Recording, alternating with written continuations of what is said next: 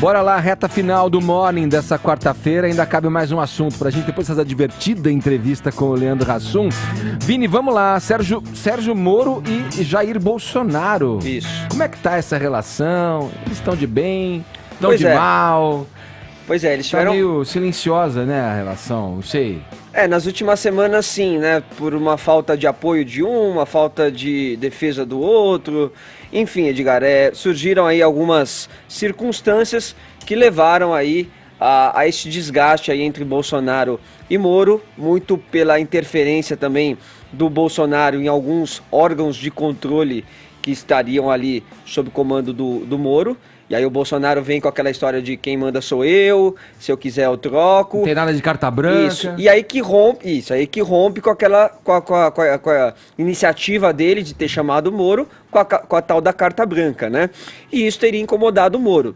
Teve também a história do Toffoli ter suspendido ali as investigações relacionadas ao COAF, que atingia diretamente o Flávio Bolsonaro, filho do presidente, e que o Moro teria se oposto a isso. Então seria mais uma divergência ali entre os dois, né, Edgar? Então teve indicação também do Bolsonaro em alguns nomes ali do CAD, que também formalmente está ligado ao Ministério da Justiça e não teve a consulta do Moro. A história da lei do abuso da autoridade, que a população foi às ruas no último final de semana e que é algo que está sendo cobrado ali diretamente para que o Bolsonaro sancione com o apoio do Moro, mas que poderia também prejudicar ali com o apoio do Moro para que se vete, né, a lei de abuso de autoridade. Enfim, então tem várias questões relacionadas em torno disso e ontem eles teriam tido uma reunião, uma conversa para colocar tudo aí as claras. Vini, tomara que a reunião tenha sido então no Palácio da Alvorada, né? Porque, enquanto pode divulgar, porque, mas não foi? Segundo Guilherme Amado da revista Época, hoje de manhã, o governo Bolsonaro decretou sigilo sobre visitas no Palácio da Alvorada e no Palácio de Jaburu pelos próximos 5 anos. Ou seja, a gente não saberá mais quem visita nosso presidente ou quem vai falar com o nosso presidente. Não, mas a reunião foi por lá mesmo e aí o que eles teriam tratado de que também esse desgaste poderia vir aí de uma rede de intrigas, né, de que o Bolsonaro está recebendo muitas informações por WhatsApp e isso acaba desgastando. E logo após a reunião eles colocaram, tiveram um gesto ali de afago pelo Twitter, né?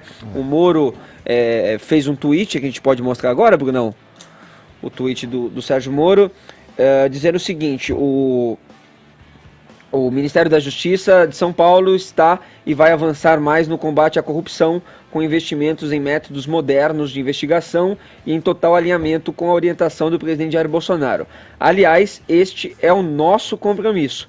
E aí o Bolsonaro respondeu esse tweet do Moro, com sinalzinho ali de positivo, bandeira do Brasil e vamos Moro. Então seria um gesto ali de afago para dizer que está tudo bem entre os dois, Edgar. O que o Vini, além do que o Vini falou, Caio, você vê, tem essas questões de ingerência nos órgãos reguladores, né? Ele trouxe o COAF, a questão ali da Receita também, mas acho que o que pega mesmo é quando essa ingerência se dá na área de atuação do ministro da Justiça e Segurança Pública, Sérgio Moro. Estou me referindo, obviamente, aí a essas mexidas que Bolsonaro vem fazendo nos quadros da Polícia Federal, que não seriam atribuições suas, na verdade, né? Mudança de direção, essas coisas. Nós já tecemos aqui no Morning Show longas críticas às interferências em órgãos de controle e fiscalização, né? E inclusive o Zé Maria fez uma belíssima defesa aí do princípio da impessoalidade, né? Que está muito bem registrado no artigo 37 da Constituição, que trata aí dos princípios da administração pública. Agora, falando sobre essa suposta rusga, né, Moro-Bolsonaro, a disputa por influência, né, e espaço, ela é própria, né, do universo do poder. Então, e muitas dessas intrigas palacianas, né, que chegam a nós pela imprensa, elas são artificialmente infladas e têm segundas intenções. Isso é muito claro. E fica muito difícil, então, distinguir os fatos das narrativas, né, quando a gente trata da relação pessoal entre duas autoridades, especialmente considerando, né, a dinâmica dos relacionamentos humanos e dos relacionamentos políticos também, que é muito fluida. Então, às vezes a gente está de bem, às vezes a gente está de mal, né? Às vezes a gente se alia e às vezes a gente tem aí um conflito de interesse. O que a gente espera do presidente, do ministro da Justiça e do ministro da Economia, vou colocar ele na brincadeira aqui também, que são as maiores autoridades, nossas maiores autoridades do Poder Executivo, é que eles coloquem as suas relações pessoais e as suas diferenças de personalidade sempre em segundo plano e que eles orientem aí as suas ações em prol do Brasil.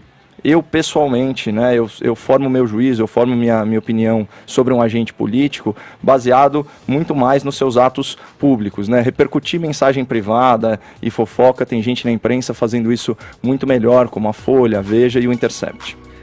Inclusive, Caio, com relação ao Intercept, teria ficado assim uma questão para o Bolsonaro também, porque na época que surgiram as reportagens, ele saiu prontamente em defesa do ministro Sérgio Moro, né? E essa defesa não veio agora no que se diz da suspensão e da investigação no caso do Toffoli, que era o que teria mais pegado ali o Bolsonaro com relação ao Sérgio Moro, né, Edgar? Então teve um seguidor também que colocou na rede social para o Bolsonaro o seguinte, assim, cuide bem do ministro Sérgio Moro, porque você sabe que a gente te elegeu junto com ele, junto com o Paulo Guedes. E aí o Bolsonaro fala, não, ele não esteve comigo durante a minha campanha, inclusive nem poderia porque ele tinha a atuação dele como juiz, mas querendo dizer que quem foi eleito foi Jair Bolsonaro. Foi ele, né?